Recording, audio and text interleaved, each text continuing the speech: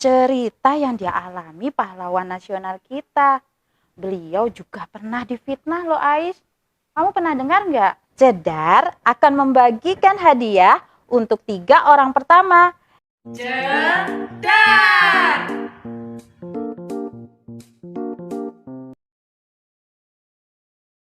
Assalamualaikum warahmatullahi wabarakatuh. Hai sahabat literasi, jumpa lagi di acara Jedar, cerita anak dalam jaringan. Bersama saya Hertin dan juga sahabat setia saya Ais. Ais? Hai. Loh, kok cemberut? Ais ada masalah apa? Cerita dong sama kakak. Gini, tadi itu di sekolah, tangan Ais dikat-dikat jatuh. Terus tersandung sampai lututnya terluka. Teman-teman semua ngira Ais dorong dia. Padahal kan Ais nggak ngapa-ngapain. Ais itu diam saja, dia jatuh sendiri, Kak. Tapi sama teman-teman Ais nggak percaya. Ais difitnah, Kak. Oh, itu masalahnya. Mendengar cerita Ais tadi, kakak jadi teringat cerita yang dia alami pahlawan nasional kita. Beliau juga pernah difitnah loh Ais. Masa, Kak?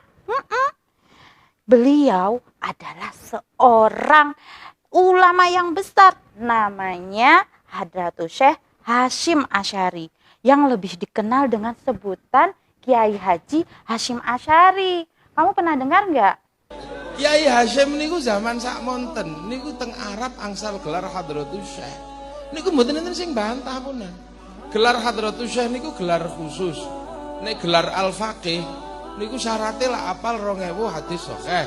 Niku Al-Faqih. Al-Alim niku apal rubu'ul Quran. Nek Asyekh niku apal sahih Bukhari Muslim. Kakak akan mulai bercerita perjuangan Kiai Haji Hasyim Asy'ari. Simak terus ya ceritanya. Pada tahun 1912, saat Indonesia dijajah oleh Belanda, Kiai Haji Hasyim Asy'ari adalah tokoh yang sangat berpengaruh dalam masyarakat Indonesia saat itu, khususnya umat Islam. Pada saat itu, beliau memperjuangkan kemerdekaan Indonesia melalui dakwah-dakwahnya. Beliau membangkitkan semangat pemuda untuk berjuang melawan penjajah. Misalnya, saat umat Islam saat itu ingin berangkat naik haji, Kiai Hasyim Asy'ari memerintahkan untuk tidak menumpang kapal Belanda. Hal itu menyebabkan banyak jamaah haji yang mengurungkan niatnya. Kiai Hasyim Asy'ari juga memerintahkan umat Islam untuk tidak bergantung pada Belanda, tidak memberikan maupun menerima bantuan apapun dari Belanda. Kenapa? Kok umat Islam tidak boleh bergabung dengan Belanda, Kak? Karena Ais dan sahabat literasi, itu sebagai bentuk cara Kiai Hasyim Asy'ari melatih umat Islam untuk mandiri dan membuktikan pada Belanda bahwa Indonesia tidak selemah yang Belanda pikirkan. Dan benar saja Ais dan sobat literasi, tindakan Kiai Hasyim Asy'ari mendapatkan perhatian dari kolonial Belanda. Belanda pun geram. Hingga akhirnya Belanda mencari cara untuk menghukum Kiai Hasyim Asy'ari. Nah, pada tahun 1913 dengan liciknya Belanda mengirimkan pencuri di gudang pondok pesantren Tebu Ireng, di mana Kiai Haji Hasyim Asy'ari tinggal. Pencuri itu tidak hanya mengambil banyak hasil pertanian, tetapi juga melakukan kekerasan pada penjaga gudangnya, Ais. Para santri yang melihat langsung menolong penjaga gudang itu. Nah, karena yang menghakimi pencuri itu merupakan santri Kiai Haji Hasyim Asy'ari, Kiai pun dituduh Belanda sebagai dalang kejadian tersebut. Belanda menangkap Kiai Hasyim Asy'ari. Namun karena kecerdasan beliau dan tidak adanya bukti, beliau pun akhirnya dibebaskan. Bahkan yang ada adalah bukti yang menjelaskan bahwa pencuri itu adalah orang Belanda yang mencuri dan melakukan kekerasan di pesantren. Makanya jangan suka fitnah, jadi kena kartunya kan? Iya Ais, kita tidak boleh menuduh orang kalau tidak ada buktinya. Iya benar kak. Terus gimana kak? Kelanjutannya, belanja akhirnya lalu dong, udah nuduh sembarangan, ya kak? Iya Ais, Belanda sadar akan pengaruh Kiai terhadap rakyat Indonesia. Dan sebagai penebus kesalahan pada Kiai Hasyim Asy'ari dan juga untuk mengambil hati umat Islam saat itu, tahun 1937 pemerintah Belanda memberikan tanda kehormatan yang berupa sebuah bintang emas. Namun kehormatan itu ditolak oleh Kiai Hasyim Asy'ari. Kiai Hasyim Asy'ari tetap gigih untuk membebaskan negeri ini dari penjajah Belanda. Pada tanggal 11 Januari 1942, datanglah Jepang memasuki Indonesia, tepatnya di kota Tarakan, Kalimantan Timur.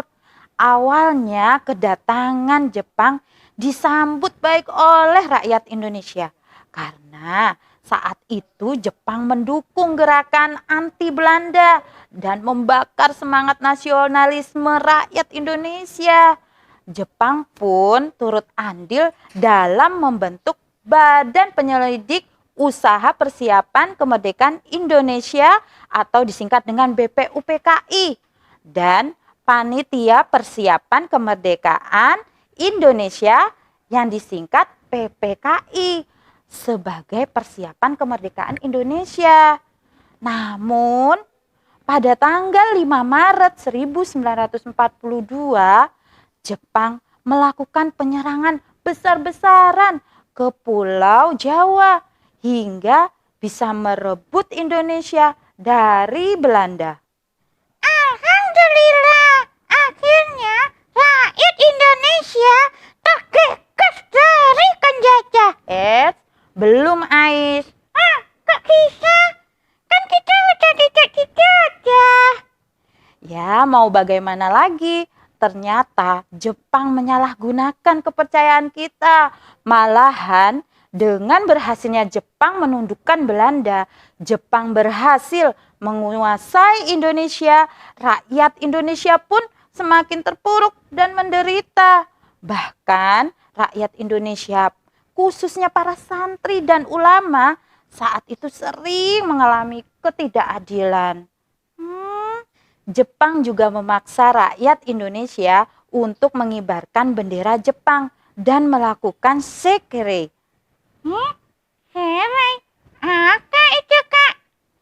Bukan serai, tapi sekere, yaitu membungkukkan badan ke arah Tokyo setiap pukul 7 pagi sebagai penghormatan dan ketundukan pada Kaisar Hirohito dan Dewa Matahari.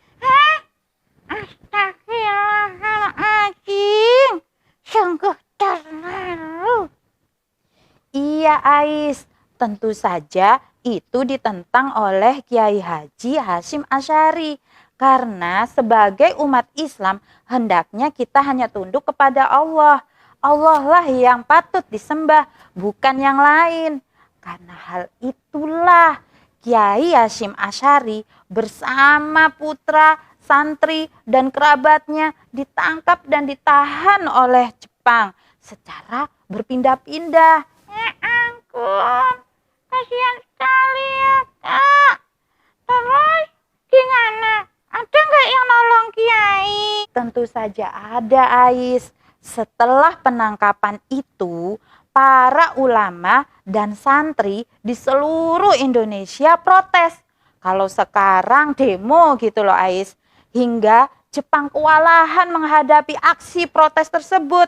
Mau nggak mau, Jepang harus membebaskan Kiai Hasyim Asy'ari bersama pengikutnya. Hore! Yes, yes, yes, yes! Akhirnya kita bisa berjuang lagi ngelawan Jepang. Iya Ais, tentu dengan semangat yang lebih membara. 2 tahun kemudian, untuk menarik simpati rakyat Indonesia, pemerintah Jepang mengangkat Kiai Hasyim Asy'ari untuk menjabat sebagai Kepala Kantor Urusan Agama Jawa dan Madura. Kiai Hasyim Asy'ari pun menerima jabatan itu. Dengan masuknya Kiai di pemerintahan Jepang, membuat sebagian santrinya menganggap bahwa Kiai Hasyim Asy'ari telah bersekutu dengan Jepang. Bahkan banyak santrinya yang tidak mempercayainya.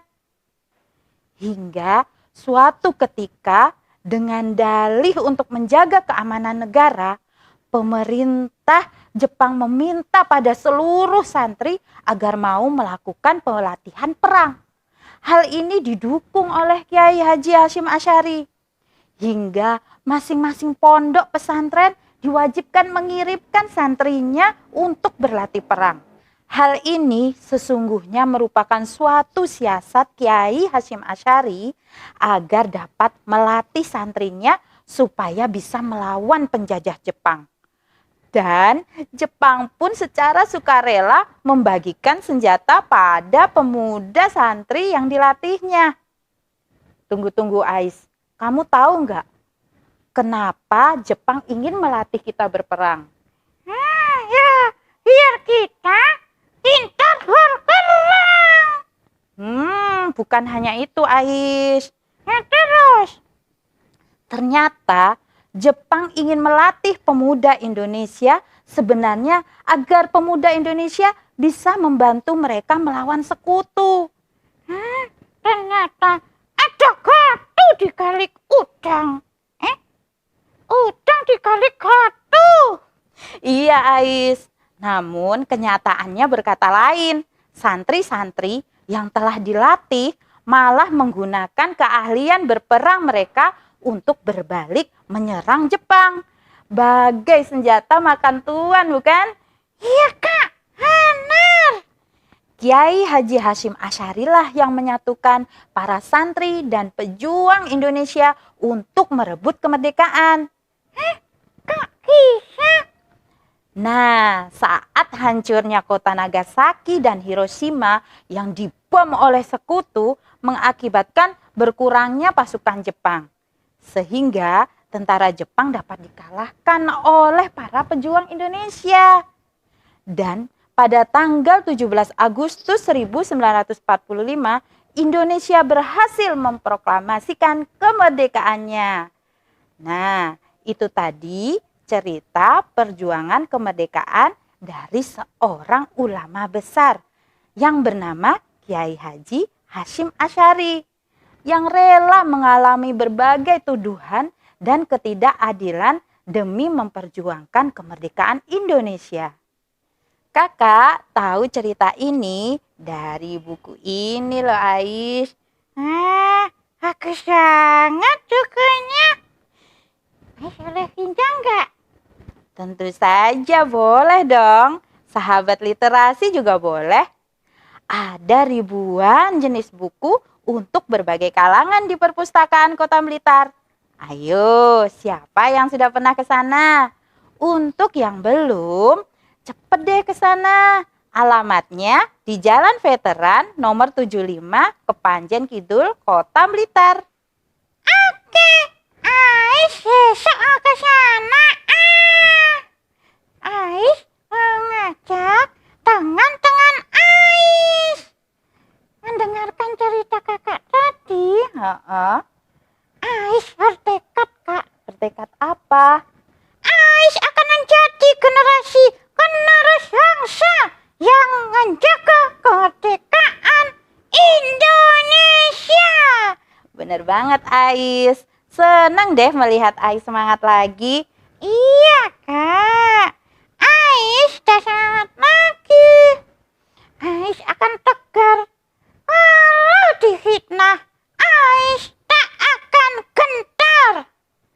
Sahabat literasi, kita sebagai penerus bangsa harus kuat, inovatif, dan kreatif supaya bisa menjaga negara Indonesia agar tidak dijajah lagi oleh bangsa lain.